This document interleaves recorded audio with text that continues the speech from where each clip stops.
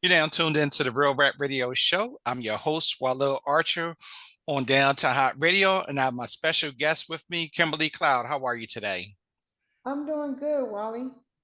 Great, great, great. So let's talk about you running for office. Okay. So I decided to run for office, you know, actually in 2020 when I sat up there and went for to fight in 2022 for US Senate. I went and I was like, you know what? This is something I want to do.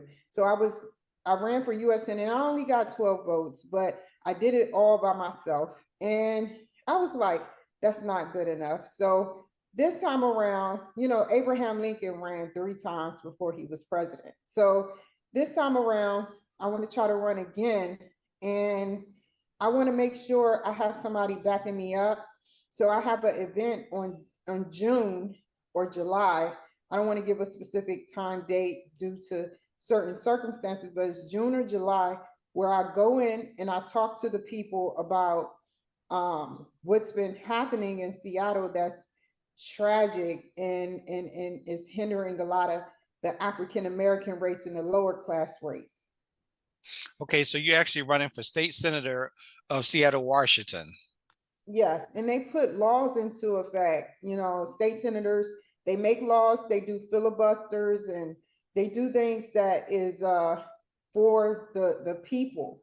Pretty much, they supposed to, as documented. And give us a little bit more. So, what inspired you to actually run for office? Well, like I said, I just wanted to make a change in the world. I said to myself, I am tired of the same people saying, hi, I'm running for governor. I have this perfect life. I can do this, that, XYZ for you. They get into office and the same thing rotates on and off, on and off, on and off. And it's just not right. I want to get into office and I want to be the first African American because I say to myself, number one, people get intimidated by me because I wear wigs. And I'm like, okay, what if I had cancer and just wanted to wear extravagant wigs or different wigs? That's number one. Number two, I feel like it shouldn't matter what I wear as long as I perform just like any other senator. There are senators, governors, and people in positions that said that they didn't know nothing about running and they started from scratch and they worked their way up to the legislative. So I wanted to do it because I wanted to make a change. I felt like it's time for a change, especially in Seattle, because there are 940 officers to 800,000 people here in Seattle. There are 300 illegal immigrants, and I don't mean like Ukrainian immigrants or any of those type of immigrants. I mean like immigrants like people coming from El Salvador, people coming from Mexico, and they are trying to do harm. Like the 14th, which was just 2 days ago, I learned that the Berian police caught a bunch of fentanyl, cocaine, and a lot of other drugs from the Ciala cartel. And I've been getting followed. I've been getting followed and intimidated by them. And one person followed me home and actually started filming me. Now, people say, well, why don't they kill you? It's the underlying cause beyond that I don't know about, but I will say this. They are trying to intimidate me because I decided to vote for as president because of what has been going on. These people want to do damage. These people cause harm and they want to do damage. Now, all of them aren't bad. I've spoken with plenty of people that have said all of them aren't bad, and that's the truth. They come over here for a better life, but some of them play on our psyche by bringing children that's not theirs or doing things that makes them look good and in actuality they aren't good people, but some of them I say 50-50, and I appreciate them, that they're in positions like McDonald's, Burger King, Like I remember back in the day, I used to be at McDonald's and Burger King, and I used to be able to go in and I would see only black and white, but I get it, they need to be taken care of too. But, a lot of people are complaining, saying that they're taking out jobs, and then the VA has been catering to them too. And they don't cater to people like me that's a veteran as well. So I want to change the laws in the legislator. I want to change the law, a legislative law stating that they can be here, but they don't have to take away jobs. They don't have to take away our benefits because they're considered priority number one. They aren't above the law either. And then the laws are messed up here in Seattle, or everywhere now, where if you tell an officer you're being followed, they can't arrest that person because it's just hearsay. Unless you get shot and a witness see it, like back in the day, you tell, hey, he hit me, they'll arrest them. But nowadays, you tell somebody something and it's like, no, it's not going to happen. So I have no ill will towards them. And then another thing I wanted to talk about, teachers' pay. We've been talking about teachers' pay, teachers' pay, teachers' pay. The average teacher makes $2,782. If they have a mortgage of if they have a mortgage of $1,575, and the average mortgage here is like $2,332. So that leaves you with like $600 for the week two of you getting paid, the week one of you getting paid on the second week. And you have $600. What if you have a family? What if you have family emergency like a Tesla, emergency like other things like an extra car, extra insurance, renter's insurance? That's going to take all that pay away. They are our future. These teachers are our future. Why isn't nobody doing nothing about the teachers' pay? Then officers make between 6,000, like a stage one officer makes 6,000, or no, stage after 6 months, they make $6,000. That's still not enough. They take a bullet for us. They literally, and then they're overworking the officers that are there. 950 officers to 800,000 people. I don't care if you have a clip in your gun chamber. That's if all of us decided to take out officers, what would happen? We will outdo them. And that's not right. They secretly, to me, defunded the police. And so why did they defund the police? To save money and to burn out the police officers that are there. They are overworking, and this is why everybody has mental health. Some people don't have it, and they do good with their chemical background. But when you're working in stressful events, like an officer seeing dead bodies all the time, seeing robbers, killers, drug dealers, whatever, you get numb and burnt out too from overworking the hours. What happens then? You end up killing somebody and you don't even realize you did it because you're so burnt out with the hours you work. So I feel like right now, we need to come to some type of conclusion or law that makes more police officers. They need more money for number one. Teachers need more money, number two. And I just feel like that's how I feel right now.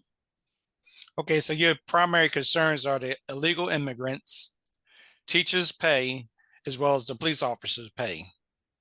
Yes, because if we don't sit up there and make a change within teachers' pay, some teachers even get housing from the government because they can't afford regular housing and they're working 2 or 3 jobs just to keep up. We should be able to have at least $2,000 or less in our pocket to spend, being their pocket to spend being a teacher. They should at least have $2,000 of free money.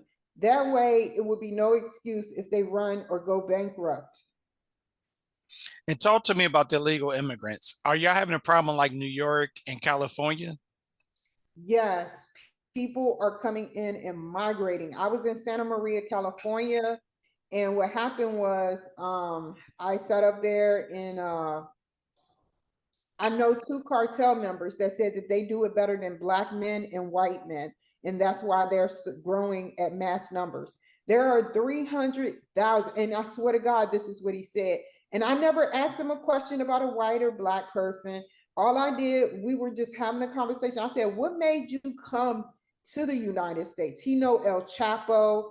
He was a dangerous person, and I'm not gonna lie, I was involved with him. One of them tried to give me HIV/AIDS, which I found out took 4 different tests within a 2-year period and found out I did not have HIV.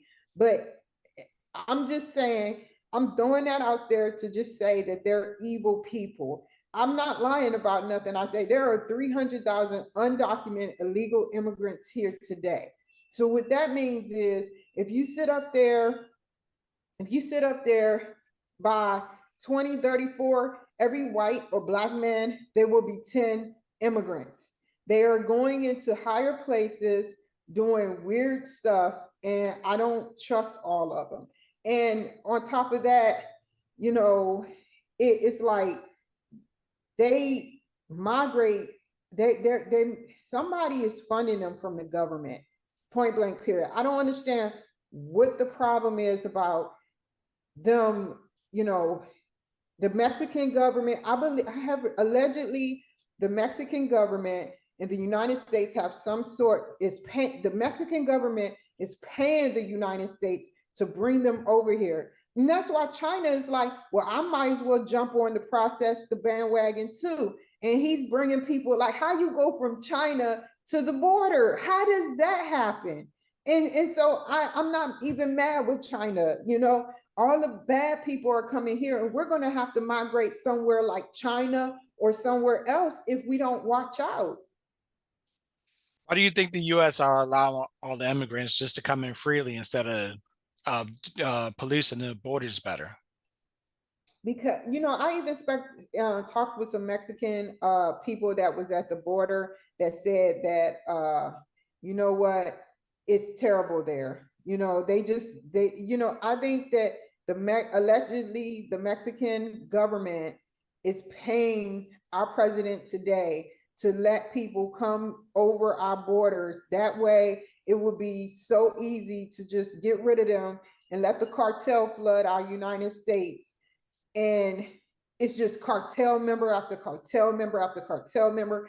I am willing to take a bullet for the whole United States, if not the world, the omniverse, just so I can get my story heard with the way they are. Like, I'm not saying all Mexicans are like that. You got some good ones, but all I'm saying is that the Mexicans that I've ran across that stay in the ghetto, they know me before I know them. And I'm like, how do you know me? The same guy that I used to talk to told me, he was like, you know what? I'm here right now. Do you want to talk to me? And I'm like, I told the police that. And the police are so burnt out and they don't have the same laws that they had back in the day, that they can't do nothing about this. And that's what makes me so angry.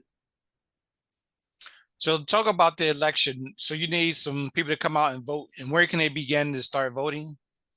Well, you can go to the Renton office in Seattle, and vote, do early voting, which is 18 days. So that is July the 12th, between July 15th and July 20th. You can go out there and start doing some early voting. And the reason why I say that is because we need a person in office that isn't like everybody else. I am not like everybody else. I stand for the people. I want the people to be free. We are slaves. We aren't minorities no more. We are slaves. And it's like we work our tails off to sit up there and go through what we're going through now. And it's like when I went to the Canadian border, I tried to flee the United States. They would let, twice I went there. They would let illegals come over before me because they said I am Biden's problem. And I said, what is going on? First time they were going to let me over, but I would have to change my cash into their currency.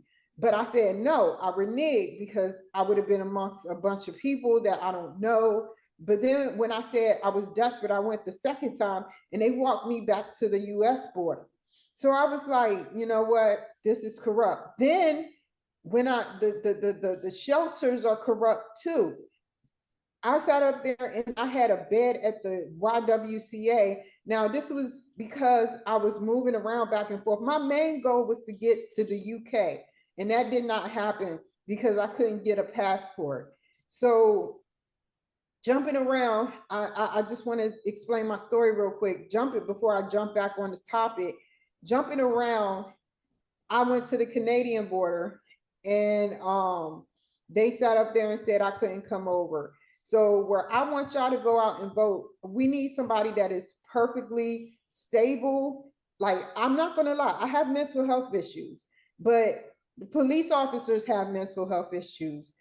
First, or should I say first responders, medical nurses have mental health issues. You see these nurses out here, the bad ones that have mental health issues, going out and killing people. Doctors have mental health issues. Just because they got doctorate degree don't mean they're perfect. You know, presidents have mental health issues. JFK suffered severely from trauma of his back, and nobody knew about that. Like, we need to grasp mental health issues at its core. We need to figure out what's going on. But to vote for me, you need to go to the Renton office. And if you travel back and forth through Seattle, make sure you vote for me, because I am willing to, I don't have enough time, but I'm willing to talk thoroughly about everything that can help the Black community, like to help the lower class Black and white community and Hispanic community that's Americans, like to help them. And talk to me about your show, the Kimberly Cloud show. So the Kimberly Cloud show, I sit up there and I interview people about their past, present, and future. I've interviewed DC Glenn from Boom. There it is. I've interviewed Will Roberts from Oppenheimer. He was the 5-star general. And I've interviewed, his career has taken off so great, and DC Glenn's as well. And I've interviewed Zach Waldman. He's a famous magician that met Whitney Houston, and many more. I think George Foreman and all the greats. And who else? Kevin Stone is a famous Hollywood hypnotherapist from Celebrity Boot Camp, and many more people I've interviewed. And I've interviewed millionaires, and I've interviewed like median, like thousands and 100,000s, and I've interviewed lower class. I don't sit up there and hinderize you, because everybody have a story, and I'm willing for you to learn my story if that's what you want to do, you know, like, and learn about that person's story, about their past, present, leading up into their future. Now, I done had some hiccups along the road, you know, but I love, what wakes me up every day is getting on my platform, telling the people about other people's past and present and future. That's what gets me very, very excited, to talk about people's past, present, and future. I enjoy it. And then when did your show get started? December 7th, 2021. Artificial intelligence told me that. Yeah. So yeah, I'm gonna say this real quick. I went and I have a page, a Wikipedia page, 2 of them, and I have been in the magazines, and I'm in Brains magazine, and I'm all over the web if you Google Kimberly Cloud. But I worked hard to get where I was. I worked very hard. And where can people tune into your show at? It's on Facebook. It's the Kimberly Cloud Show 39. On Twitter, the Kimberly Cloud Show 39. On YouTube, Kimberly Cloud. On LinkedIn, the Kimberly Cloud Show. On Snapchat, KCS Experience 39. On Twitter, I believe I said that wrong. On Twitter, it's KCS Experience 84. On TikTok, it's the Kimberly Cloud Show 39.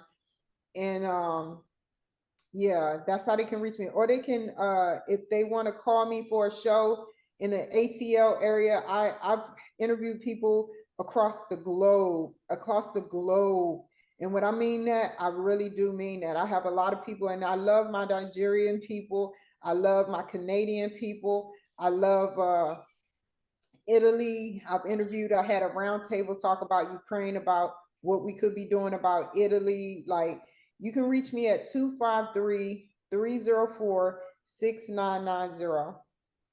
And how do you select your guests for the show? Well, what I do is I read about them. I read very in depth about them. And when I see that they have been connected to someone else, I'd be like, oh, I like that. I like the fact that they're connected.